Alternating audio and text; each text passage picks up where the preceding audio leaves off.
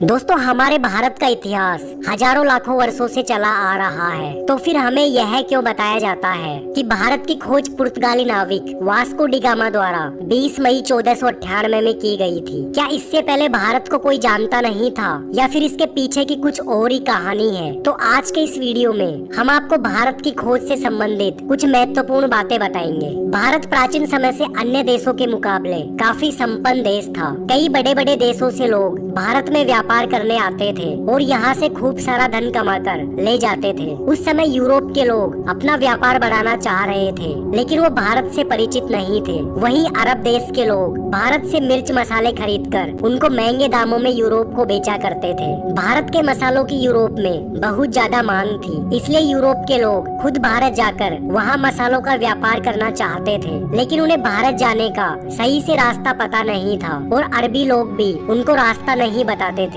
इस तरह अरबों का भारत के व्यापार पर पूरा नियंत्रण था। उस वक्त पुर्तगाल के राजा के मन में विचार आया कि अगर वह भारत के मसाले यूरोप में बेचे तो काफी मुनाफा कमा सकता है। अब पुर्तगालियों के पास भारत पहुंचने के 3 रास्ते थे। पहला रास्ता यूरोप से रूस को पार कर चीन के रास्ते बर्मा पहुंचकर भारत आना, लेकिन ये रास्ता जोखिम भरा और बहुत लंबा था। वहीं दूसरा रास्ता अरब और ईरान को पार करके भारत पहुंचना था, लेकिन इस रास्ते का इस्तेमाल भारत पहुंचने के लिए अरबों द्वारा किया जाता था। इसलिए उन्होंने यूरोपियंस को इस रास्ते द्वारा व्यापार करने के लिए साफ साफ मना कर रखा था। तीसरा रास्ता समुद्र का था, जो कि सबसे खतरनाक था, क्योंकि उस वक्त यूरोपियन समुद्र को अनंत मानते थे। क्योंकि भारत की खोज करने के लिए वास्को डी गामा से पहले 1487 में एक पुर्तगाली नाविक बार्टोलोमियो डायस ने भी भारत की खोज के लिए समुद्री यात्रा की थी और वो अटलांटिक महासागर होते हुए अफ्रीका महाद्वीप के बिल्कुल दक्षिण में स्थित समुद्र तट तक पहुंच चुके थे, जिसे केप ऑफ गुड होप के नाम से जाना जाता है। लेकिन जैसे ही वो इससे आगे गए, उन्हें अनंत हिंद महासागर दिखाई दिया। इसी के साथ डायस ने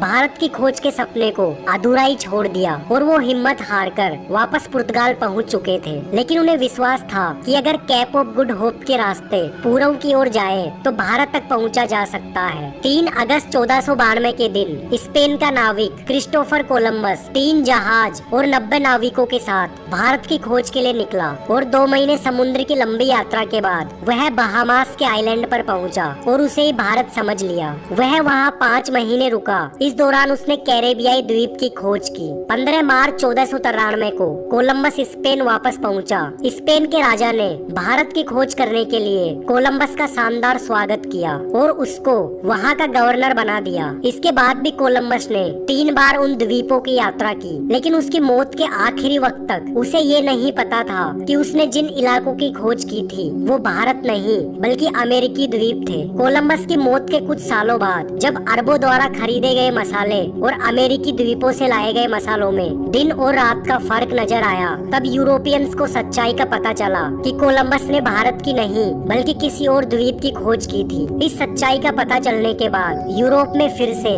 भारत की खोज के अभियान चलाए गए। पुर्तगाली राजा ये तो जानते थे कि अफ्रीका का दक्षिणी कोना दुनिया का अंतिम कोना नहीं है और दुनिया उनकी सोच से काफी बड़ी है। इसलिए उस वक्त गद्दी पर बैठे पुर्तगाली राजा मैनुअल ने भारत की खोज के लिए 4 जहाजों और 170 नाविकों का एक दल बनाया, जिन्हें अफ्रीका के दक्षिण भाग से पूर्व की ओर जाकर भारत की खोज करना था। इस खोजी दल के कप्तान के तौर पर राजा ने वास्को डी गामा को चुना, क्योंकि वास्को डी गामा जहाज को चलाने और लंबी समुद्री यात्राएं करने में सक्षम थे और साथ ही वो राजा की नौसेना में थे और राजा के विश्वास पात्र थे। 8 जुलाई 1997 को पुर्तगाल के लिस्बन शहर से यह खोजी दल अपनी यात्रा के लिए रवाना हुआ। खुद वास्को डी गामा 200 टन वजनी सेंट कैब्रियल नामक जहाज पर सवार थे और उनका छोटा भाई पावलो डी गामा सेंट ट्रोफिल नामक जहाज पर। यहाँ से लगभग 1 सप्ताह तक समुद्र में सफर करने के बाद उनका दल केप वर्डे द्वीप पहुँचा। यहाँ 1 सप्ताह तक रुकने के बाद ये लोग 3 अगस्त को वापस अपने सफर पर रवाना हुए। वास्को डी गामा जैसे जैसे आगे बढ़ रहा था, वैसे ही वो पीछे छूटे महत्वपूर्ण रास्तों पर पत्थरों के स्तंभ लगा रहा था और अपने सफर का नक्शा भी बना रहा था, ताकि उनके दल को वापसी के वक्त कोई परेशानी ना हो। कई महीनों की यात्रा के बाद 22 नवंबर को इनका दल केप ऑफ गुड होप तक पहुंच चुका था। यहाँ लगभग 2 सप्ताह तक रुकने के बाद 7 दिसंबर को इनका दल पैदल अपने आगे के सफर के लिए निकला। अब वास्को डी गामा ने यह महसूस किया कि उनका भारत खोजने का सपना जल्दी सच होने वाला है। जनवरी 1998 तक ये लोग मोजाम्बिक पहुँचे, लेकिन यहाँ वास्को डी गामा को भारी विरोध झेलना पड़ा, क्योंकि उस वक्त मोजाम्बिक हिंद महासागर में व्यापार नियंत्रण का एक महत्वपूर्ण स्थान था, जिस पर अरबी व्यापारियों ने अपना कब्जा कर रखा था। वास्को डी गामा जब यहाँ पहुँचा तो मोजाम्बिक के लोगों ने उनकी काफी मदद की, क्योंकि उन्हें लगा कि ये भी मुसलमान हैं, और इसी का फायदा उठाते हुए वास्को डी गामा के दल ने मोजाम्बिक में अपना पड़ाव डाला और अपने जहाजों की मरम्मत करवाई। मरम्मत करवाते वक्त वास्को डी गामा ने किनारे पर खड़े सोने चांदी और मसालों से लदे 4-5 जहाज देखे। जहाज देखते ही उनको विश्वास हो गया कि वो भारत के करीब पहुंच चुका है। वास्को डी गामा की एक स्थानीय नागरिक से मुलाकात हुई, जो कभी कभार भारतीय समुद्री तटों की यात्रा किया करते थे। उसने वास्को डी गामा को बताया कि वह भारत के सही रास्ते पर है। इससे वास्को डी गामा का हौसला और ज्यादा बढ़ चुका था और वास्को डी गामा अपनी आगे की यात्रा के लिए निकल पड़ा। 7 अप्रैल 1498 को वह मोम्बासा शहर पहुंचा। यहाँ कुछ दिन रुककर वह समुद्र में बिना किसी जानकारी के सफर करने लगा। कुछ दिनों बाद वास्को डी गामा को रास्ते में एक छोटी नाव मिली, जिस पर कुछ लोग सफर कर रहे थे। वास्को ने उनसे भारत जाने का रास्ता पूछा। नाव में सवार एक बुजुर्ग मुस्लिम ने बताया कि थोड़ा आगे जाने पर मिलिंदा नाम का एक तट मिलेगा, जहाँ पर कई भारतीय नाविक रहते हैं। कुछ दिनों बाद वास्को डी गामा का दल मिलिंदा तट पहुंचा, जहां उनकी मुलाकात भारतीय नाविकों से हुई। भारतीयों से मिलकर वास्को डी गामा को काफी अच्छा महसूस हुआ। इसी तट पर वास्को की मुलाकात एक ऐसे भारतीय गुजराती नाविक से हुई, जो व्यापार करने के लिए उन्हें भारत ले जा सकता था। अगले 20 दिनों तक हिंद महासागर में सफर करने के बाद उस गुजराती नाविक की मदद से वास्को डी गामा अपने दल के साथ 20 मई 1498 को केरल के कालीकट बंदरगाह पर पहुंचा। उस वक्त केरल के राजा जमोरिन थे। जब उनको पता चला कि कोई बड़ा जहाज बहुत दूर से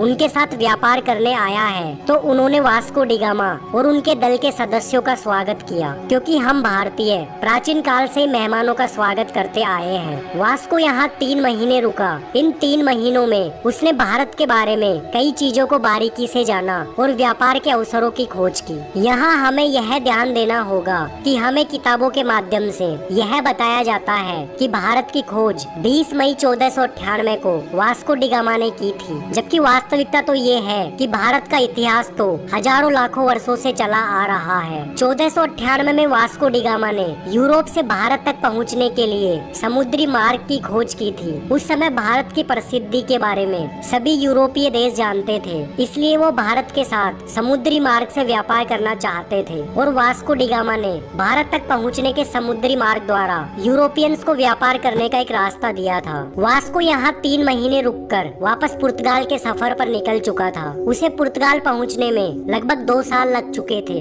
यूरोप में वास्को डी गामा का स्वागत किया गया और अब तक यूरोप को भारत आने का समुद्री मार्ग पता चल चुका था। उसके बाद वास्को डी गामा 2 बार और भारत आए थे। 24 दिसंबर 1524 को कोच्चि में मलेरिया के कारण उनका निधन हो गया था। तब तक कई पुर्तगाली और ब्रिटिश लोग भारत में व्यापार करने के लिए आए और यहाँ फैक्ट्रियाँ भी लगाई और खूब पैसा कमाया। इस तरह वास्को डी गामा ने यूरोप से भारत पहुँचने और व्यापार करने के लिए समुद्री मार्ग की खोज करके भारत की खोज की थी।